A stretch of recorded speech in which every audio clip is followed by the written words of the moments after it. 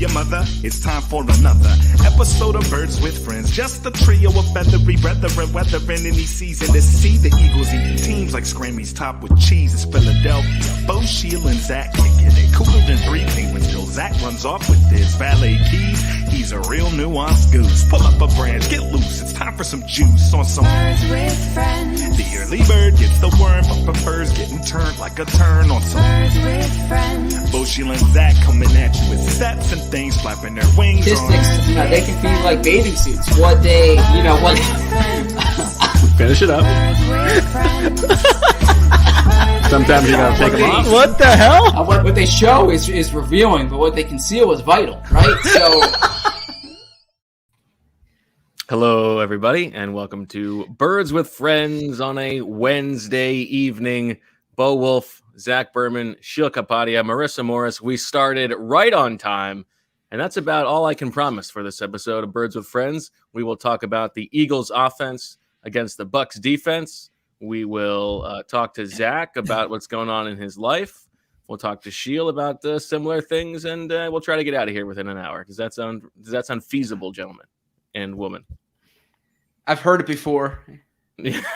So I do have a toucan you at the end of the game for Eagles of all time who have I'm not doing that. I'm out in their lives. Yeah, enjoy. So about 11:23 then's the over/under, right?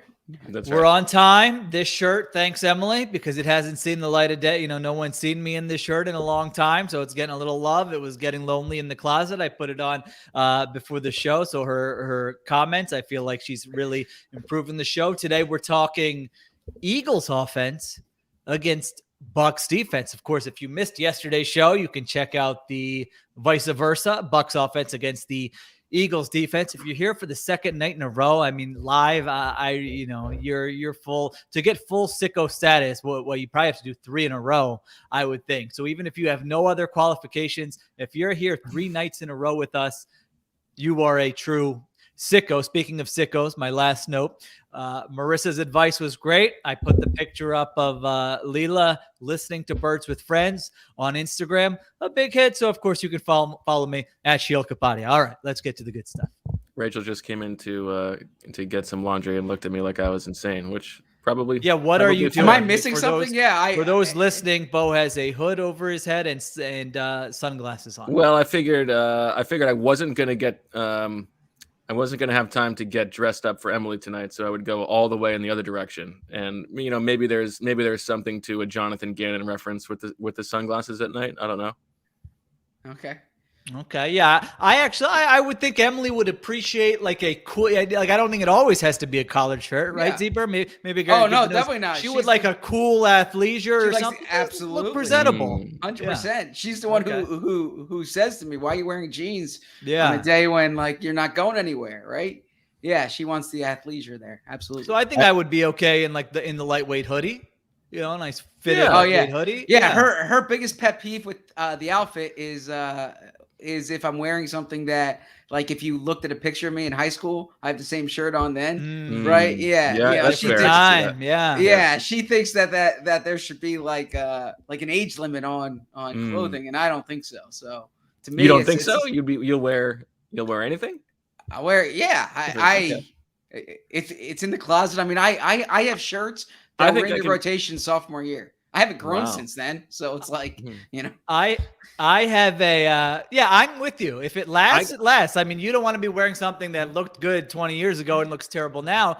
But I have this Nike track jacket, which my first job, Harrisburg, Pennsylvania, Union Deposit Road, Burlington Coat Factory. I go in, Nike track jacket at $20, $30. That bad boy still in the rotation. 16 years later, I could wear it out now. You would be like, oh, great jacket. Looks brand new. So I like that. You're getting great value out of that over the years if you're able to find something like that. So Emily's assessment of Bo's attire tonight is, quote, "I would walk the other way if I saw him in the street." I would agree with that. Yeah. That's fair. Marissa, can you chime in on that one? I mean, to be fair, though, like regardless of what you were wearing, I would probably want to do that. Yeah, that's the general idea. I mean, I know you. Yeah, I wouldn't want to really, you're going to catch me up on some toucan you. I got places to go. I was going to say, I think I could speak. Go ahead. says, for our audio listeners to get a visual, Bo looks like the guy from Mean Girls. LOL. When you wear the hooded sweatshirt with the sunglasses. So I was going to say, I feel like if I can speak for Emily, I can definitely speak for most of the listeners in the chat. The only complaint we have about Zach's attire is just like a little bit more chest hair, please. Like let's deepen that V, show off a little more. Okay. Fair enough. Another button. Yeah, I don't know. You got undershirt underneath there? What do you got? A V-neck?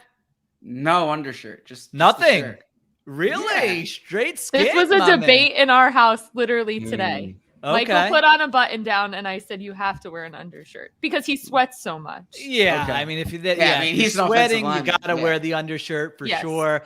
And then there's the chest hair discussion. Do you want to just let it rip, or do you want to groom the chest hair? Do you want something to cover up the chest hair? I like a nice V-neck. I feel like that. Speaking of 20 years ago, the time of the white shirt showing underneath the button down, that time has passed. So I do feel like you want to go with the V-neck. We did a Target pickup V-neck undershirt for him. Outstanding. Yeah. Oh, the V-neck undershirt is like what what size Target V-neck is an NFL O lineman wearing? Well, he's really like a 3X, but they only had 2X, so we had to squeeze. I know the feeling. You want the undershirt to be snug. He wants the undershirt to be last snug. minute. I didn't want him to sweat through his shirt, so I'm like, this is what you got. Roll with it. Longtime listeners will remember the travails of trying to find a V-neck undershirt in Minneapolis during Superb Owl Week. I mean, really, like that's the sickest of the sickos, but that was a I don't even remember that. I don't even know if that was you looking for one or me looking for one. It was me. I had to overpay because Nordstrom was the only place that had them. Oh, wow. It was like way too expensive for some undershirts, but they're still around. So they've in the Mall of America. Yeah, the only place you could find white undershirts. Yeah, that doesn't seem plausible. That's the setup. And Target is V-neck, headquartered. Yeah, and Target's headquartered in Minneapolis. Well, it wasn't leaving the property. All right. There's Targets every mile in Minneapolis, but but it was like -10 degrees. What, I'm going to just walk along? I didn't have a car. Okay. I have an update. Did you guys talk to anybody today? You talked to Jason Kelce? No. We spoke to a lot of we spoke to Nick Sirianni, we spoke to Jason Kelce, spoke Let's to hear Jalen it. Hurts. I have no idea what anyone said today. All right. Why don't we send it over to the Stone Cold Newsman himself, Zach Berman, who has been talking to everybody who's anybody at the NovaCare complex.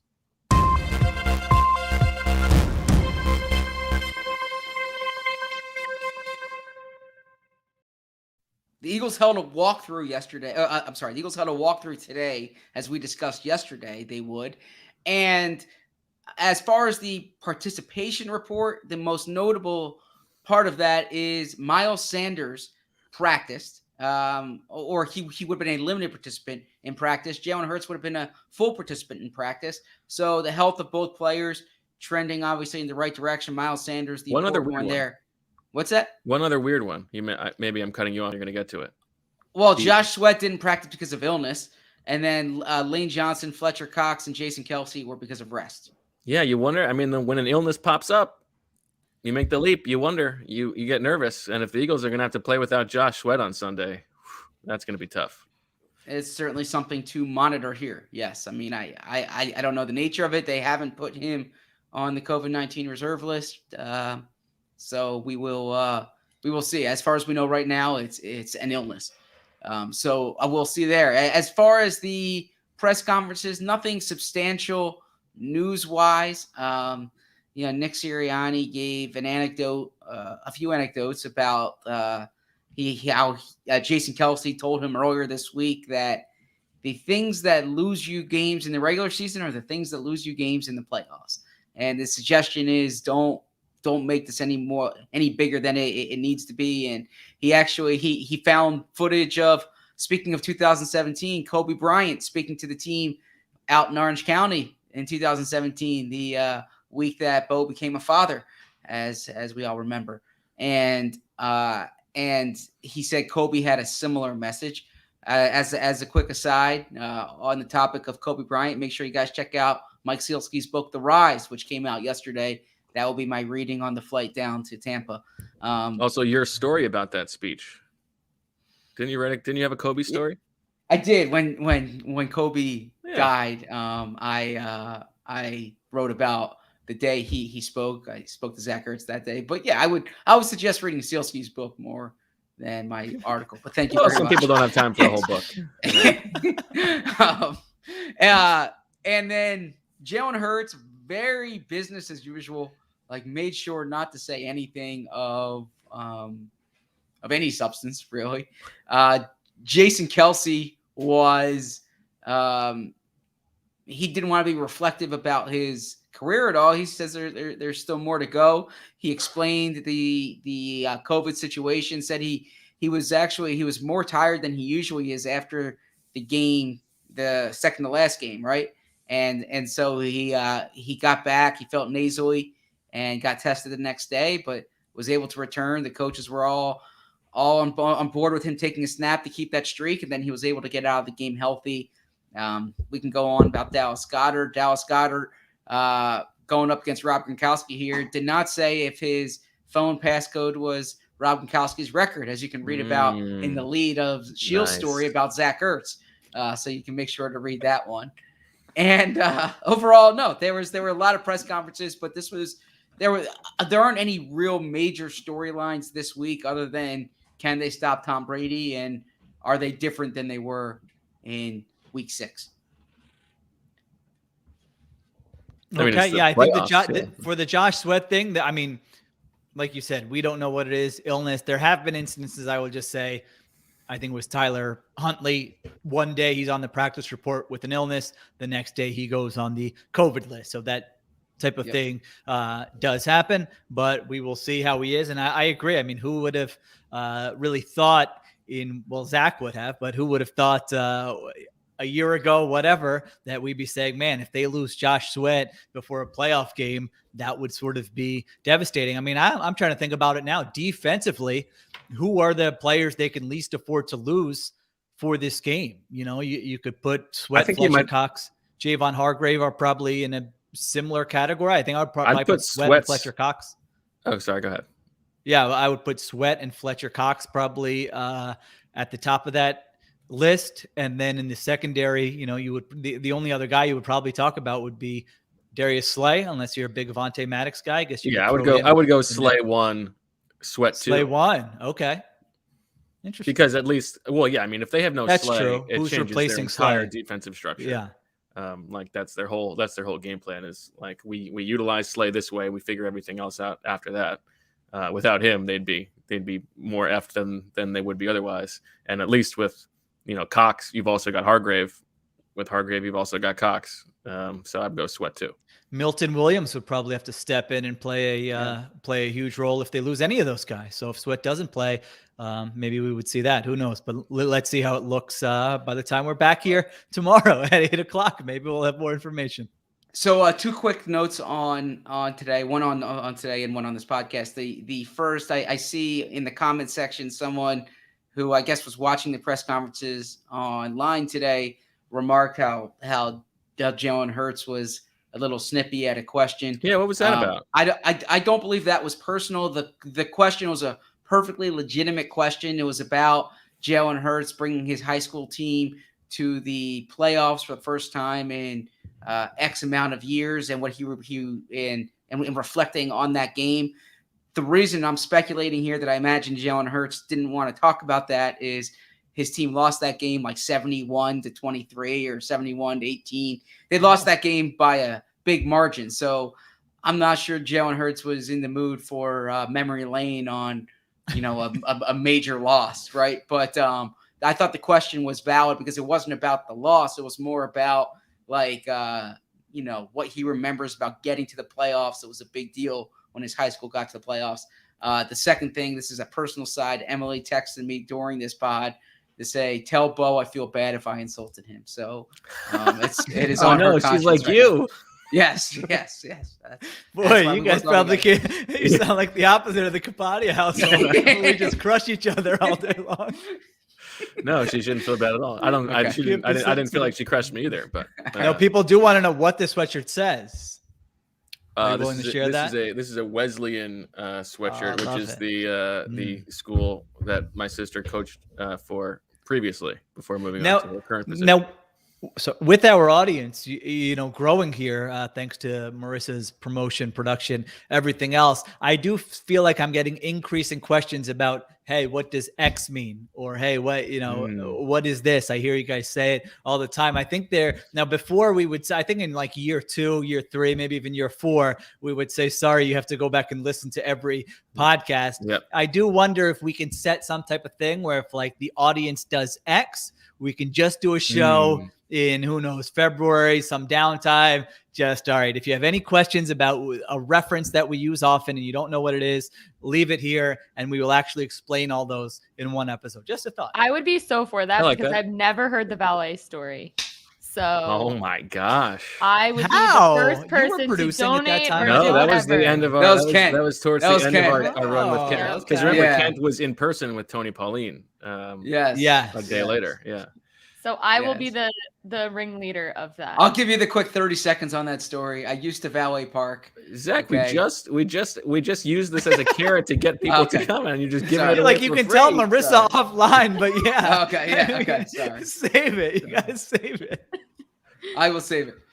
I will make sure that is on the schedule for the off season. That's for sure. This is like when we did the email back and forth during the final game of the regular season, since it was not really a normal game. This is a good one. Yes. And I put in that a reference to Ryan Kerrigan having an all-time CTC season, and Zach's like, you might want to explain that for our editor. I was like, no, I'll just leave it. And then we got a note like, hey, what does CTC mean? So, I mean, I don't understand why you do stuff like that. what do you mean? You've known me for like It's not 100% crossover. Years. I mean, it could be a different audience. There's some crossover. I would like to see a study of that crossover athletic readers and Birds with Friends listeners. I mean, it's a chunk. I mean, but I'm it's, extremely stubborn. What, like? Well, yeah. Well, the thing that always concerns me is when commenters will leave like an esoteric, something esoteric from the podcast on the comment section of the website, and I'm always worried that like our bosses will look at the comment section and they're not in on the inside joke, so they're wondering exactly what that means, right? Because sometimes it borders on. I mean, I think it's good that for the most part, no one is paying. No one within the company other than Marissa and us three are paying attention to the show. Is probably a good thing. Although, do you have your postcard, Zach? I was just gonna say, do we Yeah, want to share do. that Well, excellent? do we need a break? Should we do I a have break? I have an update on Jane's During the break, I'll bath find it. habits that Okay. I've been meaning to get to. You know, I had complained before that the only thing I don't like about parenting is a poop in the bath. And this is not a like I don't like it about parenting, but just an update on where we've graduated to. Now I can't get her to stop from just trying to drink the bath water. It's just a nonstop. And you don't want to combine those two things. Well, That'd be an exactly. issue. I mean, yeah. I mean, you definitely don't want those two things to be happening at the same time. Yeah. Fortunately, we haven't hit that yet. But I mean, it's like, Jane, what are you doing? Stop it! Like, it's not like she enjoys it. It's not, but she just she can't help herself. Yeah. Now, are you putting like soap and other products? I mean, it shouldn't taste. It wouldn't taste good. No, you know? it shouldn't. No, it doesn't taste good. Or is it just the straight water? You might need to throw some. Nest. I don't know. Yeah, or at a young age. You I don't know. I eat never where had you that eat, issue. right? We didn't have that. We had many issues. That's That right, was not Zach. one of them. Yeah. Yeah. So anyway, any suggestions on how to make her stop doing that? By all means. So we got this nice postcard from the company, and as Marissa told me, this is actually not the complete numbers because this was sent a little prematurely. But can I read the numbers off? Yeah. Is that okay? Yeah. Well, I'll just over 900,000 total downloads in 2021, 45,000 unique monthly listeners, 95 episodes. So that's over a mil if we're counting. Yeah. YouTube. YouTube was 140,000 views, and Apple and Spotify was 928,000. And I think I think there's a little asterisk there that says the most popular podcast in the world. But very grateful for all of our listeners who make this a reality. So these numbers fortify your loyalty, or exemplify your loyalty, I should say. Definitely. And of course, the reason my Wi-Fi is always lagging is because I'm just downloading our episodes on like 8 different devices nonstop all day long. Yeah, I would say we could bump those numbers up a little bit, and As Zach would say, you're only as good. What is it? You're only as good as what? You're only as good as your In this next case. one. All right. Right? We're only Yeah. as good as our next year. That's good news Yeah. because I feel like I would hope that tomorrow's show is going to be better than this. So my and an brothers. update on That's a tomorrow. lock. Dennis is in. Dennis is in for Oh, baby, it is. bringing it. We had a full combo. Oh, it is my going to be a gosh. swooper store casting unlike anything else. Oh, Wow. this is exciting. I'm Yes. nervous. What a tease. Yes. So There's the everyone juice. better There's the tune juice we in. needed. There's Yep. the juice. Yeah. I'm pretty sure I'm not going to bid on anything until like the last question because I'm going to be so nervous that it's a mistake because there's something else It's a coming. setup. It's a setup. Or for am I something just like- saying that to get in your heads? The anticipation. Well, I get to builds. be just the Dane agent is, of chaos here. so. Dane is. I correct myself on that. Thank We're you to working through somebody it. in the We're chat. working through it. Yes. Yeah. But All he right. is he is more than prepared. So we had a great convo last night. So I'm very It's gonna be excited. fun. That's That's fair. exciting. I mean, somebody who teaches game theory at Yeah. Penn is going to be coming up with the finale for this stupid game. I mean, that's pretty good. I did stress to make sure he had enough time in his schedule. I was like, if you don't, it's really okay. You can say no. But he insisted. So very Lovely. grateful. Yeah. Okay. Does that now, Zach? Will that affect your sleep tonight? As somebody asked in the chat. That game, no, that won't. But there's a lot of stuff going on with work that I'm thinking about, trying to figure out good stories. Last night I didn't sleep that much. I was trying to finish up a story on the draft class. I thought And, that we should talk about that. There were some very interesting nuggets in that oh, story. thank you. Yeah, I appreciate that. So the story, it wasn't totally what I had hoped when I embarked on it, but I think it's fun reliving, that 2018 class. I worked to get some behind the scenes details of how that class came together, and obviously it's the best class in recent history when you consider they signed 4 of them to contract extensions already. They hadn't done that. Interestingly, the last time they signed 4 players to contract extensions from the same draft class, this isn't in the article, but it was 2005, which was also after their last Super Bowl appearance. Now, that was a different period of the CBA. So, like Reggie Brown, for instance, I think he signed a contract extension like in year 2 or after year 2. They changed that now. So all these contracts, maybe with the possible exception of Avonte Maddox, are players who, like, you can say, all right, these are guys they want to be their frontline players for the next 3 to 5 years, and potentially Maddox is in that group too. Yeah. Everybody should read that on The Athletic. You can subscribe at theathletic.com/birdswithfriends. We will be back on the other side to dive into the matchup between the Eagles offense and the Bucs defense. Todd Bowles. It's winter, which means both football and basketball are in full swing. And for many of us, there's no better way to enjoy the games than by having some skin in the game, which is why BetMGM remains the exclusive betting partner of The Athletic. And as a fan of The Athletic, you can bet $10 to win $150 plus a free 3-month subscription or extension to your subscription with The Athletic when you bet with BetMGM using our promo code. Just sign up at betmgm.com and use the promo code TheAthleticPod, all one word, at checkout to take advantage of this special offer from the king of sportsbooks. That's bet $10 to win $150 plus 3 months free from The Athletic at betmgm.com and using the promo code TheAthleticPod at checkout. New customer offer. Visit betmgm.com for terms and conditions. The king of sportsbooks from the king of the beats. 21 years of age or older to wager. Arizona, Colorado, Washington, D.C., Indiana, Iowa, Michigan, New Jersey, Nevada, Pennsylvania, Tennessee, Virginia, and West Virginia only. Excludes Michigan disassociated persons. Please gamble responsibly. Gambling problem? Call 1-800-NEXT-STEP in Arizona, 1-800-522-4700 in Colorado, Washington, D.C., Nevada, Wyoming, and Virginia, 1-800-270-7117 for confidential help in Michigan, 1-800-GAMBLER in Maryland, New Jersey, Pennsylvania, and West Virginia, 1-800-BETS-OFF in Iowa. Call or text the Tennessee Red Line 800-889-9789 in Tennessee or call 1-800-9-WITH-IT in Indiana. This podcast is sponsored by BetterHelp Online Therapy. Check out BetterHelp.com/theathletic. The best way to think about therapy is through a bunch of analogies. We get our cars tuned up to prevent bigger issues down the road. We get annual checkups and go to the gym to maintain physical wellness and prevent injury and disease. We do chores regularly, at least some of us, to avoid a giant mess of a house and roaches. Going to therapy is like all of these. It's routine maintenance for your mental and emotional wellness to prevent bigger issues down the road. Going to therapy does not mean something's wrong with you. It means you're investing in yourself to keep your mind healthy. BetterHelp is customized online therapy that offers video, phone, and even live chat sessions with your therapist so you don't have to see anyone on camera if you don't want to. It's much more affordable than in-person therapy, and you can start communicating with your therapist in under 48 hours. Why invest in everything else and not your mind? This podcast is sponsored by BetterHelp, and Birds with Friends listeners get 10% off their first month at betterhelp.com/theathletic. That's BetterHelp.com/theathletic. All right. Back on Birds with Friends as we prepare to dive into the other side of the matchup we talked about yesterday. Before we do that, Zach, I noticed you didn't mention in the news roundup that the Eagles are selling NFTs now. Are they? I wasn't aware of that. Oh, yeah. Big deal.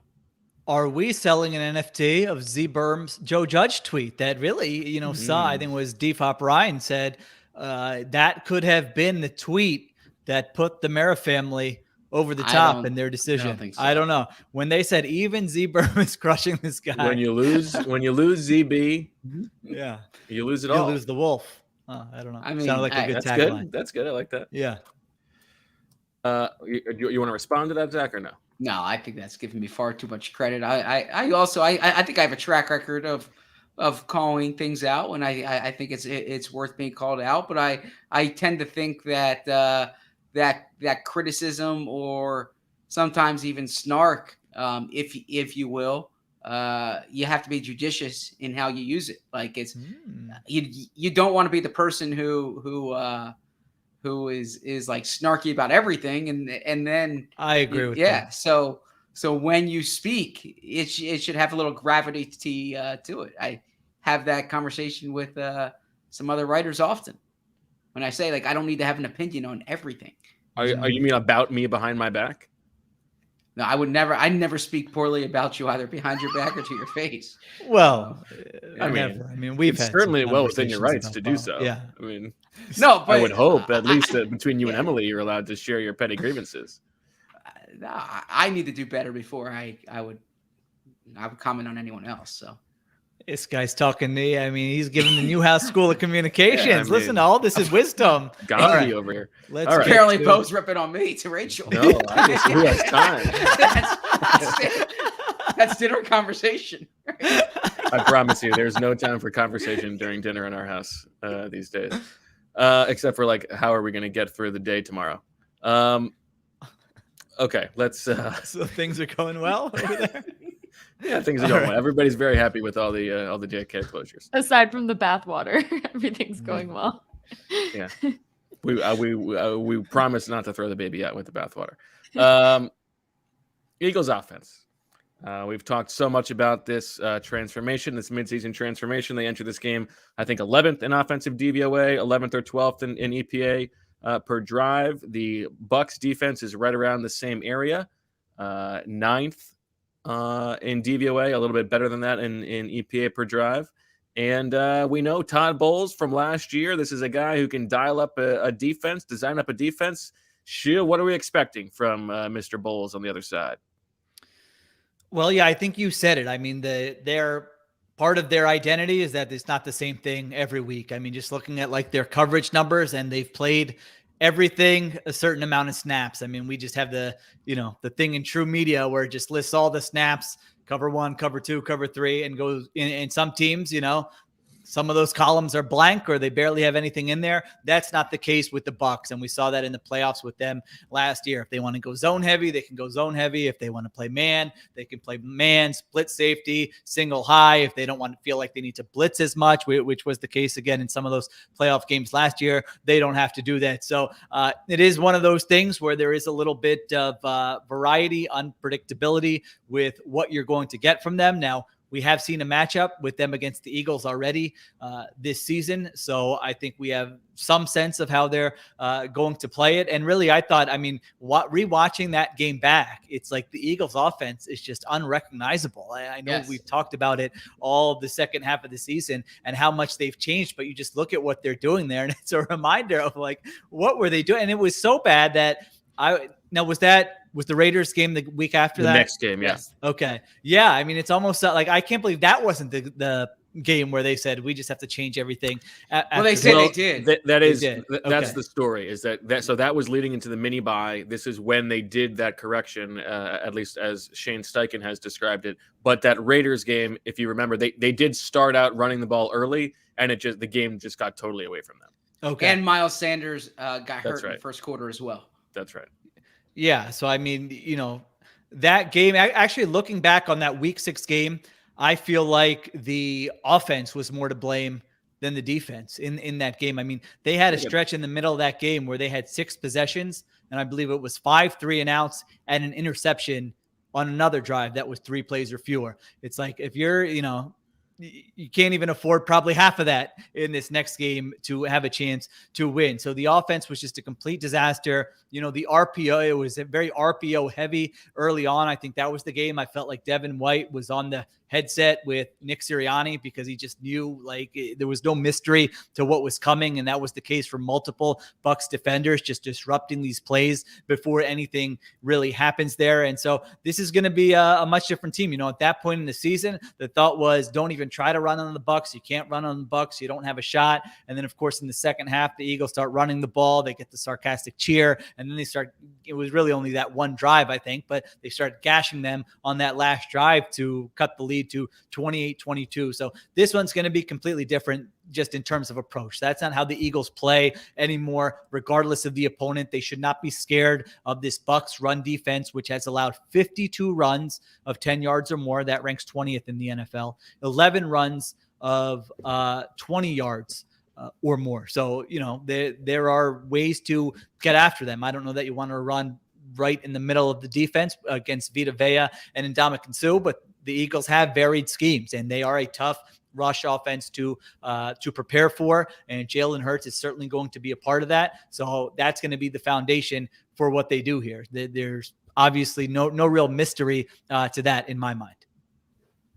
I'm just so fascinated to see what the offensive game plan is going to be in this game. With Jalen Hurts's health, hopefully, for the Eagles being 100%, how heavily are they going to lean into, the kind of running game they had in that Broncos and Giants game when it was very much leaning on the quarterback inclusive running game versus, incorporating some of the things we've seen over the past few weeks where he was a little bit more limited. And, knowing that the chess match here of knowing that the Bucs are going to be expecting heavy run. Do you come out trying to pass early? Do you come out trying to, quote unquote, establish the run? The Tom Brady thing is like, how is he going to carve up the Eagles defense? Can they get lucky? This matchup is is the attraction of this game to me. I'm just really interested to see, does this offense that we feel like has actually gotten really good, does it perform that way in the playoffs? I think they'll approach this the way they did the Saints game, where we had the same conversation going into the Saints game, which was, this is the top run defense in the NFL. Can they run against them? And Sirianni's approach was basically like, this is what we do well, try to stop us, right? And I don't think they're going to try to outsmart themselves. Now that would be a mistake if they did, I think. Yeah. And now there's going to be rain in the forecast.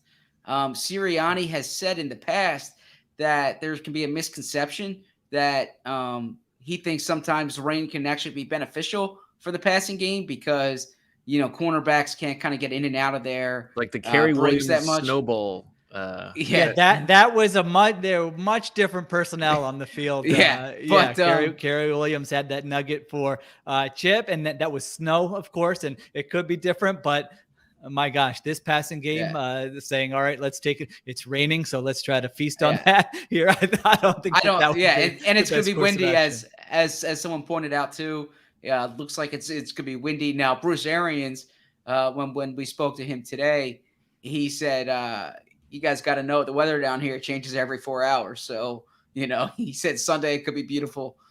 For all you know, you can't look that far out. But point being, I think they're going to run the ball. I really do. I think they're going to approach this the way they did the Saints game, the way they did the second half of the Broncos game, and they're going to try to get Tampa to stop them, basically. Now, personnel-wise on defense, Sheil, I know that they can do everything. Do they have significant depth on the outside? Do we think the Eagles are going to lean in on 11 personnel here, or even without Tyree Jackson, going to be trotting out Jack Stoll and Dick Rod a lot? Well, they have Jamel Dean, Carlton Davis, and Sean Murphy Bunting are their 3 cornerbacks, and all those guys were there last year. All those guys have played together for multiple years. So, yeah, I don't know that it's a case of wanting to get them into one or the other. I kind of agree with what Zach said. And also, if you want to slow, I feel like a key would be slowing down those edge rushers a little bit. Now, Shaq Barrett and Jason Pierre-Paul play, which it looks like they're going to, but those guys haven't played in like 3 weeks. So maybe they'll be fresh, or maybe they're coming off an injury and they don't necessarily look like themselves here. In that first game, Lane Johnson was not on the field for the Eagles, which I kind of forgot, quite honestly, until did we talk? I think one of you mentioned it yesterday, maybe, or no? I can't remember. Yeah, and nor was Dallas Goedert. Right. I mean, those like and Mailata played right tackle as opposed to left, which he's not as good there. Yeah. Dillard played left, Mailata played right, Jack Driscoll was at right guard there, and so this is a different lineup that you're looking at here. And so having Lane Johnson at right tackle, having Mailata, who just improved as the season went on, playing at left tackle. Let's see if he's healthy or not. I mean, you have the guys who should be able to move the line of scrimmage, create holes for whoever's playing running back, and you should be able to run the ball there. Were you surprised at all, Sheil, by the nugget that Dallas Goedert and Devonta Smith have accounted for the highest percentage of receiving yards for any duo since in the second half of the season? I was trying to think. Now I only saw your tweet, full disclosure, Thursday and Friday. Also, you said it was a newcomer's guide, so I didn't know. Do I need to? There were some things in there that were newsy. Maybe it's a bad headline, but so did you list who the other duos were right behind them, or no? I didn't, but I know who number 2 was. Know who number 2 was? Was it the Bucs? Were 2 of those guys, or no? No, it was the Rams. And that's just because Cooper Kupp is like so high up. Right. Okay. Cooper Kupp and anybody. But yeah, that was one of those ones where I was like, it feels like this is the case. And then you look it up and it turns out to be the case. Those are the best. Yeah. The worst is when you feel it's the case and then you look it up and it's nowhere close. Like, great. Now I got to think of something else here. I'm trying to go to bed. No one's gonna read this anyway. Come on, that's the second the worst. The worst is when you do the numbers incorrectly. So you read the whole story, and then you go back, and then you go back and just make sure. That is the worst. And you're like, wait, the entire premise of my story was based on false numbers. That's the worst. Yeah. There's also not worse than that, but also very bad is you spend a lot of time doing the work by hand and then find out that there was a place to just look it up easily after the fact. That's true as well. But that's like every sports writer from the 1980s would tell you that, right? Like, before Google existed. Crushing the old heads. Yeah. Wow. Ageist. I thought Bo was the ageist on the show, but Zach also. I thought, even as a passer, now they did try to pass the ball in that first game. I mean, Jalen Hurts was bad. I mean, he looks to me, and again, we will see how, in this spot against a good defense, but he looks like a different player to me now than he did then. And he was just making totally, high degree of difficulty throws in that game. Next Gen Stats has the expected completion percentage, where they just look at every throw based on distance, separation, pressure, all those things with the tracking devices, and assign kind of how probable was a completion here. His expected completion percentage in that game was 53.3, which was easily the lowest mark of any quarterback that week. And then he was below that because he was inaccurate with a lot of passes. And so that led to a completion percentage that was in the 40s, I believe, in that game. And it just felt like he was scrambling when he didn't need to. He was throwing, just kind of throwing prayers up downfield. There was really no rhythm or really any semblance to a passing game there. I'm not saying they're in an elite passing game now, but he certainly looks more decisive, more accurate now than he did then. Zach Ertz was on the field a lot in that game. He missed him on his last game. Last game, yeah. That was his traded the last next game. day. Okay, all right. So They told him he didn't have to play. Oh, right. They had that agreed to the deal. conversation. Yeah. I think if on the passing front, like if they can just get one play from the non-Goddard Devonta Smith group, like you sort of take that. Like give me like one 30-yard Quez Watkins catch, and I feel like that's pretty much all you can hope for. Aside from the running backs, Draw some DPIs maybe. Jalen Reagor had 40+ yard DPIs in that. Probably his best game of his career. Yeah, I mean, 95 yards, counting for 95 yards, whether you catch it or not. I think that's, I think we're at the point where for fantasy, these receivers need to start getting credit for the DPIs, by the way. This is off topic, but come on, it should count. If it's going to be a spot foul. So which rule do you like better? I was going to ask you, do you like the spot foul better, or do you like the 15-yard penalty better? No, Coach Flynn has been very strong about this and certainly convinced me, or if I was ever there, scared me into ever thinking anything else. And he feels like it's got to be just 15 yards. I thought that too, but then you watched that game the other night. Yeah, and like the guy got beaten, so he just tackled him. Right? It's okay. You still get the 15. I think it's okay. That was Wake Forest's entire defensive game plan in the ACC championship against Calvin Johnson in 2006. Remember that? Okay, one. Worked out very well. They won 9-6. I think it's fine. It also reminds me of one of my favorite answers from Jalen Mills when I was asking guys if you could change one NFL rule, what would it be? And he said that offensive pass interference should also be a spot foul, which try to think about how that works. It's hard to figure out how that makes sense. You add those yards. Like you get, so if it happens 35 yards down the field, you then move 35 yards back. Honestly, it kind of points out how ridiculous it is that it's a spot foul for the offense. Fantastic. I mean, they're actually getting 35 yards. The mechanics of that is very funny. Like just all the math that the refs would have to do. It's fantastic. I do love it. I feel like you and Jalen Mills had a special relationship. I like a Jalen Mills. Yeah. Entertaining guy. Full sentence all-star. Gotta love that.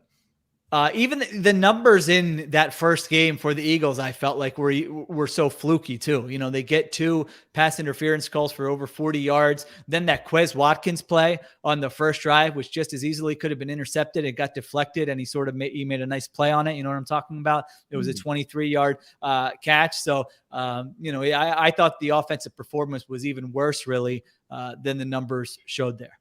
Yeah, we talk about who the Eagles are getting back.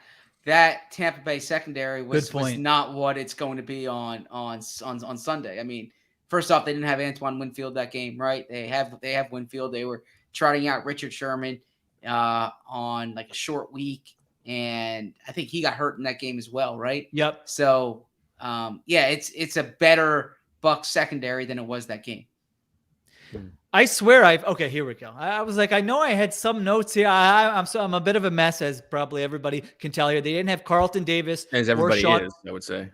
Or Sean Murphy-Bunting, 2 of their top 3 corners. Antoine Winfield, a terrific playmaker for them at safety. Or Levante David, and we don't know if Levante David is going to play in this game. But those are like 4 legit key starters, 4 guys who are pretty much playing, nearly every snap for them, who they didn't have in that game. So it's a good point. The Eagles didn't have Lane Johnson and Dallas Goedert. They didn't have those 4 guys. So it is going to be different personnel on the field. Now, Bucs, number 1 in the league in blitz rate, I believe, yes. right? And now part of that is because they do a lot of those green dogs, as you call it, where it's not a planned blitz, but if the offense is keeping guys in to block, they send them anyway. Jalen Hurts has done fine against the blitz this year, and so I'm curious to see if they go blitz heavy and invite Jalen Hurts to be able to scramble and make some big plays with his legs downfield or not. Yeah, I think he probably doesn't get enough credit for that. There have been a lot of instances this year where like a key play is, all right, he noticed that, zero blitz and they checked to a screen and they had an opportunity. Not that they converted on all those, but I do think he's done a pretty good job there. And the numbers suggest he has too. I think he's 13th or something in EPA per play against the blitz. So that is certainly something else to keep an eye on. Yeah, Devin White is a beast blitzer. I mean, does he have 9 sacks or something this year? 9 sacks. Wow. Or was it last year? I don't know. He's had 9 sacks either this year or last year, but I think he said something down there where he's feels more comfortable when Lavonte David is on the field, like doing the things he needs to do. Whereas if Lavonte David isn't on the field, then he feels like he has to do more of those communication, getting everyone lined up type linebacker thing. So he's someone you just kind of want attacking all the time, and he can make a lot of those splash plays. I feel like Lavonte David was a Fran Duffy draft crush way back in the day, and boy did he nail that one. I always Michael Kendricks here. Just to give credit where credit is due. I always remember Fran Duffy's biggest hits as Tre'Davious White. Tre'Davious White, yep. And I remember he liked Tyler Boyd a lot. He loved the Tyler Boyd. Underrated wide receiver who's had a very nice career. Now, I don't want to be... here we go. And they're going to point out all the guys he got wrong. I think he was also a Garrett Gilbert fan. Garrett Gilbert was fine in that game. That's right? true. He played against the Eagles this year. Yeah. Right. Yeah, he was totally fine. He's like the 4th best quarterback the Eagles played this year. Yeah, I would. Yeah, he might be. We'll do those rankings at some point. All right. Why don't are you through your notes? Should we go to Al? I guess so. Yeah. Okay. Well, you can sprinkle. I do have a little. Here. I have a non-Eagles offense question. I guess it's a toucan you. We'll do after the break. Okay. Al, let's go around. Give me one player who. Oh, we're still going. Okay. We will be talking about if the Eagles win, and a player who we will be talking about if the Eagles lose. Sheil, you went first last night. Zach, you want to kick us off? And it can't be a quarterback. It can't be the quarterback. Sure, it can't be the quarterback. I feel like, yeah. I mean, maybe we didn't spend enough time talking about Jalen Hurts, but yeah, that is the obvious answer. I'll go Lane Johnson, and if they win this game, then that stat that you hear about the Eagles' record with Johnson compared to without Johnson, and you never know if the causation correlation component there. But that will be even more pronounced if they win this game. And you'd point out when they played him last time, Lane Johnson wasn't on the field. When they went on this run, it was when Lane Johnson returned. He returned for the Vegas game, but it was really the Detroit game was Lane was back. He had his interview that day with Jay Glazer. Bo wrote the story on him, and ever since then they've been rolling. And in past years, it was the same way. I mean, their season discombobulated in 2016 when Lane Johnson got suspended. And so I think if they dominate the line of scrimmage, if they win, it's going to be, Lane Johnson should have been the Pro Bowler. They're a much better team with Lane Johnson. You'll get a lot of Lane Johnson narrative there. Everybody will be linking to Sheil's All-Pro team. I was going to say, do you think he'll write like theathletic.com/Sheil Kapadia on his cleats or something for this game? He should. Sure. Okay. He should. Maybe he'll just write CTC on his. Yeah, I'll send him a message. His gloves. Yeah, that'd be nice. I'll send him that link. By the way, if I know you're wearing the underdog mask, but just in case, here's what if he just had a mask with me as a bulldog? That'd be pretty good. True. I like that. After the game, be good for the brand. I'm gonna go Miles Sanders here. Under the presumption that under the presumption that we, the idea that they're going to probably want to run more to the outside. Now, is he good? Is he healthy? Well, sorry, are you getting to that? I mean, we don't know. He was limited today with the hand. But we have talked about that the Eagles have this incredible, rushing attack and these incredible running numbers, and they haven't really popped a long run. I think 34 yards is their longest run of the season. We have talked about they want to probably run to the outside a little bit more than up the middle in this game. That is where Miles Sanders does his best work. Theoretically, he's got fresh legs. We know that he can pop a long run, as he did several times last year. As Sheil already told us, the Bucs defense is susceptible to surrendering some long runs. So maybe Miles Sanders is able to pop one or two explosive runs in this game, and that will be part of the upset formula for the Eagles. And to answer Sheil's question about his status, and I certainly don't mean to belittle a hand injury, right? Because it affects the way you grip the ball. It affects ruined Ryan Kerrigan's season. Yeah, it affects catching the ball. But I feel for a running back, it won't affect like how you run, right? Like he's not going to be. It's not like he's hindered by a hamstring or a knee. He'll or just fumble 3 times. It could be that. It could affect ball that. security, but not his running ability, if that makes sense. I can't believe I'm getting this guy with the. You getting the obvious pick. answer here? Is it too obvious? I mean, I feel great about Devonta Smith having a I thought you were going to go monster game Goddard. No, I feel like Devonta Smith is built for these moments, built for these games. I mean, he has no fear in a game like this with everybody watching. If anything, I feel like he will be even as sharper than he usually is. He will not be intimidated. He will want to take it to this Bucs defense. He will want to prove even more so how good he is. He is competitive. He wants to win. He does all the little things. This is why he is the wide receivers coach's favorite wide receiver, because the guy just does everything. His instincts on the sideline, toe taps, the blocking, the route running, the fast vertical stem, everything. And this is a defense that I think is going to play single high safety. I think you're going to see a lot of cover 3 in this game, where they're going to put the extra safety in the box to account for the run game. It's going to be single high. They're going to have all eyes on the quarterback when Jalen Hurts drops back to pass. And that means there's going to be one-on-ones on the outside. And who is the only guy on this team that can win one-on-ones on the outside? It's Devonta Smith. And so I would be, if I'm Nick Sirianni, I'm having, Doug Peterson used to say, we have the section on the call sheet for 17 yep. and for 86. He would always leave Aguilar out, right? He's like, Aguilar will get his. But so I would have the section on the call, the playlist. I mean, it is. 6. It's a list of 2. It's a list of 2, but early, get him involved early. If you have to throw him a little screen or whatever it is, get him the ball early, get him involved in the game. And when you're taking shots downfield, assuming they're not giving extra attention to him, I would be telling Jalen Hurts, give him a shot to make plays. He doesn't have to be completely wide open. Let's trust him to kind of be the better player in those one-on-one matches. Well, that is the one thing we haven't seen this year is Hurts and Devonta Smith connect on a true bomb downfield. They have tried them a few times, and they've always just been a little bit off. Sometimes even just Devonta Smith can't find the ball, and sometimes the ball's a little bit underthrown. We've seen them try it. It would be cool for them to finally hit one in this game.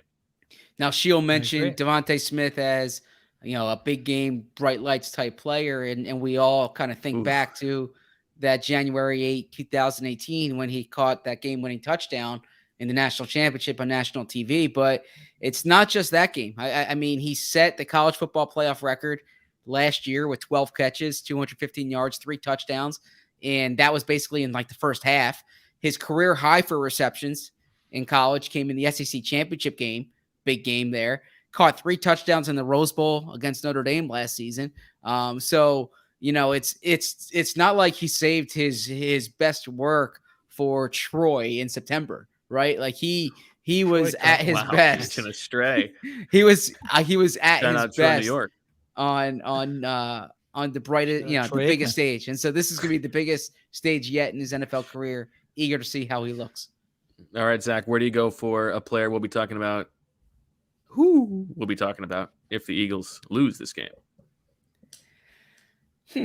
So I can't go Jalen Hurts because we would probably be talking about Jalen Hurts, right? I guess it's tough because everyone's expecting them to lose, but I'll go Jalen Reagor because maybe there's a Jalen Reagor play. He's an easy target at this point. JJ Arcega-Whiteside's not on the field, so all the drop JJ, in 1 carry for -2 yards. Yeah, all the JJ Yanks will go to Jalen Reagor, and I think if you lose, you start looking ahead to next season, obviously. And I think a big storyline will be they need to get a receiver opposite Devonta Smith. Quez Watkins is good, but they need that starter on the opposite side of Devonta Smith. So I think that will be the topic if the Eagles lose.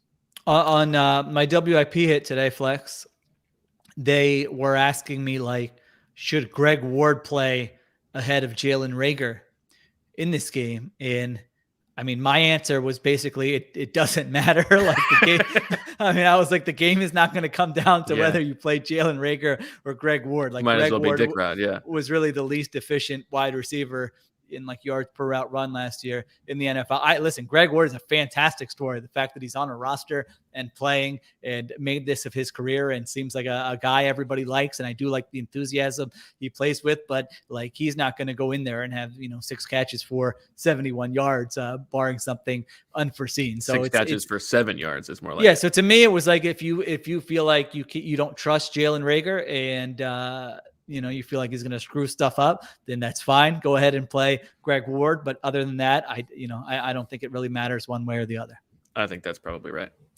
I will go with Jordan Mailata, only because he's coming off the worst game of his season 2 weeks ago. Was beat several times on pressures that torpedo drives in that game against Washington, and he was dealing with an ankle injury. Presumably he is back now, but if he's playing like he played 2 weeks ago, that could spell trouble. That's a good one. I guess I'll go with Miles Sanders. I mean, you guys just spelled the case. Hand injury, rain, aggressive, ferocious defense, specifically in the front seven. If he fumbles in a big spot, if he doesn't follow his blocking, I mean, whatever, really it's more for the fumble and the turnover. If he has a fumble in a big spot, obviously that would make him a bit of a GOAT if it's a close game and not the good GOAT. Break. Or the we have a break. We have a break. We have a short break, and then we'll be back to close this bad boy out on Birds with Friends. Kick off 2022 with a better checking account with no monthly fees. Chime, an award-winning app and debit card, has no overdraft fees, foreign transaction fees, monthly fees, or service fees. With over 60,000 fee-free in-network ATMs at many locations like most Walgreens, 7-Eleven, CVS, you can access your money when you need it, where you need it. You can also send money to anyone, even if they aren't on Chime, fee-free for you, and no cash-out fees for them. Make your first good decision of the new year and join over 10 million people using Chime. Sign up takes only 2 minutes and doesn't affect your credit score. Get started today at chime.com/BWF. That's chime.com/BWF. Banking services provided by and debit card issued by the Bancorp Bank or Stride Bank N.A. Members FDIC. Get fee-free transactions at any MoneyPass ATM in a 7-Eleven location and at any Allpoint or Visa Plus Alliance ATM. Otherwise, out-of-network ATM withdrawal fees may apply. Sometimes pay anyone. Instant transfers can be delayed. The recipient must use a valid debit card or be a Chime member to claim funds.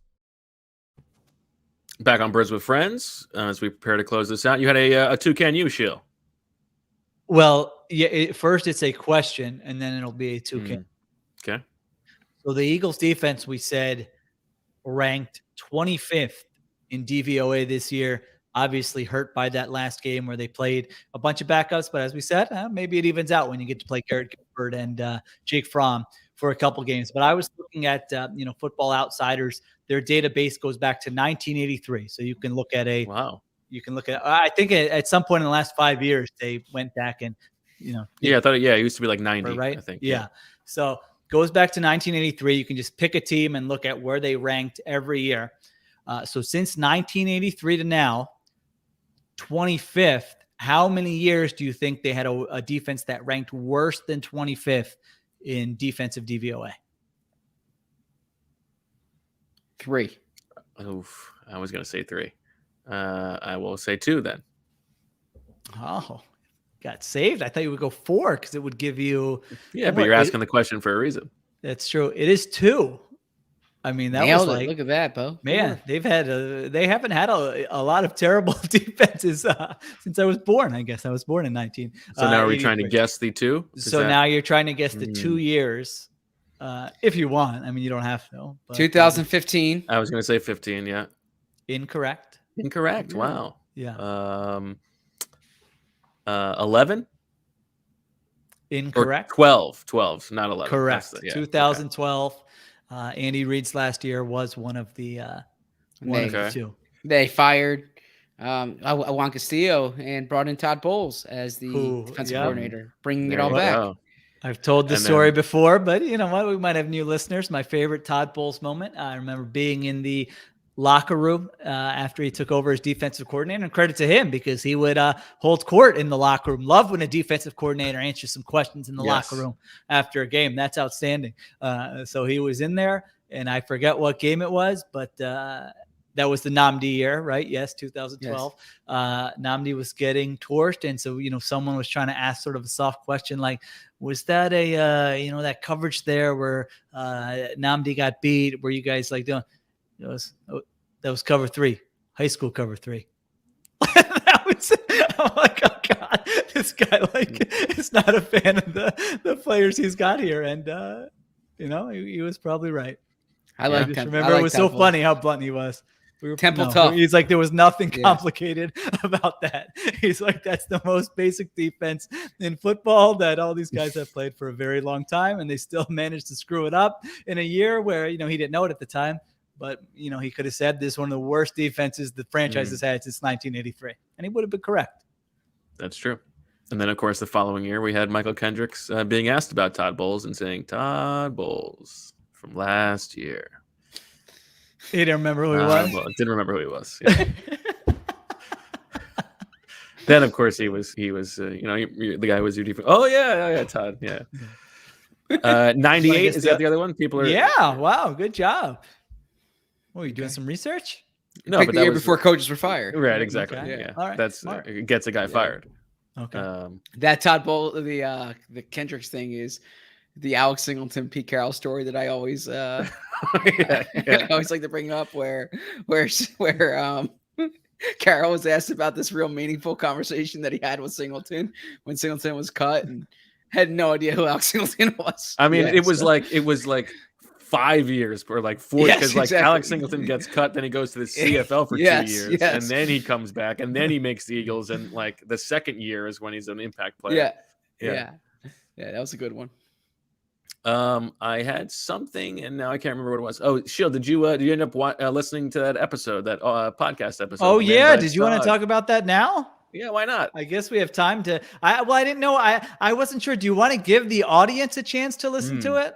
And then see if their reaction is the same as mine, or do you want me to just let it rip here? It's up to you. I feel like if they were going to listen, they've had like a week and a half, right? Okay. Well, I had a little. Or they could stop listening. We won't talk about anything else important. That's after true. This. We'll tell them what the episode is in case they want. Man Bites Dog on Doughboys. Okay. On the Doughboys podcast feed. Okay, so DFOP Lemur also listened to this. Okay. And then he told me to text him when it was over. I'm trying to find the conversation that we had here. I was left wanting. Oh, really? Yeah, I don't know. Is it because you built it up? I mean, I feel like I feel like the setup was good. I was waiting, and then kind of nothing happened. There was no payoff. I thought there was going to be some big reveal. There was no big reveal. There was no big tell people reveal. What it was about? Well, it was. I thought that you would really appreciate just like the well, first of all, like the very petty grievance leading to like years of an icy friendship, but also just the interpersonal dynamics of a male friendship. I thought was very fun. But then so it was an episode about these two friends who had known each other for a long time, and the one guy was moving from New York to Wisconsin, I believe, and they went out his last night in New York, and they had some drinks, and then they went to eat, and the guy had a hot dog, and he hadn't touched it on his plate for a while, and so the other guy took the hot dog and ate it, and then gave him pointed to him or something, and drove the guy nuts. And so then he just stormed out of the bar, and then he drove to Wisconsin, and they didn't these very old friends, and then they were basically have not been friends since. Yeah, but I mean, they were. I'm trying to. All right, okay. Here, that's fine. All right, here's where it is. All right, so this was my conversation with Lemur here about the episode. I wouldn't be shocked, if many of you have no interest in this. That's fine. All right, so I said I finished it. And I said, what were your thoughts? And Lemur said, hopefully I can read these. He goes, this is going to sound like hyperbole, but one of the biggest letdowns ever for me. He goes, I don't understand how he could think that was amazing. Okay. It was a huge nothing burger. And I said, I thought there was going to be some payoff. I said I was entertained, but I don't really get it. I thought there was going to be some big reveal, and there was nothing. Okay. He said, Maybe he it's said too. Maybe it exactly- was too much in the Doughboys lore. I thought it was going to Maybe. be enjoyable as a takeout, but I guess not. I mean, no, I'll take the L. I actually enjoyed the listening experience.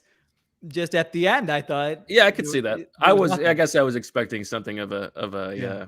It was just so. It was so unexpected from what the episode I thought was going to be. So that's why. Lemur said they did no work at all. He said, I Oh, trust that's not true at all. He said, I trust Bo, so I thought it was going to be good. So yeah. And then there was a part like they called the distributor of the hot dog. Yeah. But like he had nothing to do with anything. Like I thought they were going to bring it back. Sorry, Well, this it's is a food terrible. If you haven't podcast. listened to it, this is very boring. I understand. But, Exactly. yeah. So that was my take on it. So if anyone else Acts like I got work to do. But now I did have another note on here. Quick last note here. We watched Abbott Elementary. Has anyone watched Oh this? yeah, we went to talk about this. You've yeah. watched this? I think we watched it the same night you did. Okay, so it takes place in an elementary school in Philadelphia, Z-Berm. I mean, do I have to tell you anything else? It's on ABC. I feel like you're a big network guy. You're like you'll Is watch that a an network. insult? No, you'll watch a network sitcom. I feel. Wow. I'm a huge network person. Yeah, so it's not a criticism. I'm ready Okay. to watch Yeah. Chicago Fire Yeah. as soon as we end. See? So And we don't watch This Is You're Us. pretty basic. You're pretty Yeah, simple. we watched This Is Us. So Yeah, it's I a think sitcom. that was probably in my head. This is Okay. us. But it's sort of like The Office or Parks and Rec in that sort of vein, but it's at a Philadelphia elementary school. But my big thing here is that we need to get some Birds with Friends into one of these shows. I feel like we've got a lot of connections right now. Okay, we've got Tony Yasenda with Dave, which legitimately one of my favorite shows. You know, there could be just somebody wearing a Birds with Friends t-shirt or something, maybe a mug, something like that. Abbott Elementary leans into the Philadelphia stuff big time. I mean, they're talking about Jim Gardner. The nation doesn't know who Jim Gardner is, but we all love Jim Gardner. On that episode. Fantastic. So there could easily, I mean, they're talking about the Eagles in the show. They're talking about Zach Ertz. Like there could very easily be something, I feel like, in Abbott Elementary. So listeners, if you have anybody, I believe the writers or creators are Philly based. Certainly I don't know her name. Who's the star of the show and the creator of the show? Do you remember her name? I don't remember her name, but she's from Philadelphia. So there are a lot of Philadelphia connections there where I feel like we really have a chance to get something into that show. So Quinta that's my Brunson. request to the listeners. Quinta Brunson. What's that? There you go. Quinta Brunson. Yeah. Quinta Brunson. Yeah, I enjoyed it. I enjoyed those first two episodes. Yeah. Good stuff. Yeah, I think All we can get an Eagles pop, Birds with Friends pop on there. They had the Eagles Yeah, rug. just something. It doesn't have to be blatant. You know, someone wearing some paraphernalia. Maybe it pops up on someone's iPhone. They got the podcast. Just on, something Pitt's pause on the podcast. Yeah. that he's listening. I mean, to. listen. If you need me to come in and be some kind of extra special guest or whatever, it could get a bald Indian man some airtime. I'm willing to do that as well. Okay, All right. I like that. I still need you to go. I still need you to see Coda. Sheil, that's the What's that that's the again? number one recommendation. The movie. That's from the summer. Movie. Yeah. Okay. We'll see. Okay. We've got a big show tomorrow, baby. Closing out the week of previews for Sunday's playoff game. Of course, we've got the Swooper Storecasting. That is all Dane is all the time. And that is going to be very exciting. We will preview, make our predictions for the game. And I'm sure we'll have a few other things to talk about. So make sure you join us tomorrow night at 8 o'clock. We started right on the dot tonight. We will effort to do so again tomorrow. And I think tomorrow night I will promise to dress up. Let's not normalize saying effort to do so, please. Okay. For Zach, Elijah, Sheil, and Marissa, I'm Bo. Thanks for listening. And as always,